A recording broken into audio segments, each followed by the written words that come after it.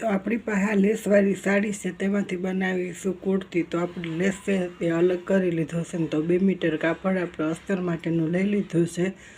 તો આપણે તેમાંથી બનાવીએ કુર્તી।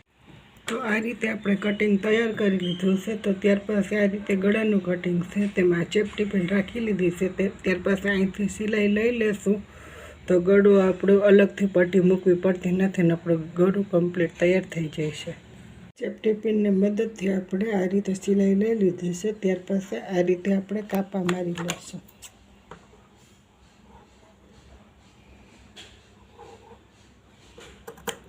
તે રીતે આપણે બધામાં કાપા મારીને ગળાને ઉલટું કરી લઈશું।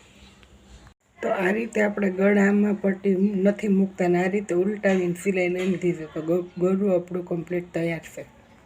ત્યાર પછી આ રીતે આપણે 2 કાપડને જોઈન્ટ કરીને સિલાઈ લઈ લઈશું। તો આપણું કાપડ ખસકતો નથી અને સીવવામાં સરળતા રહેશે।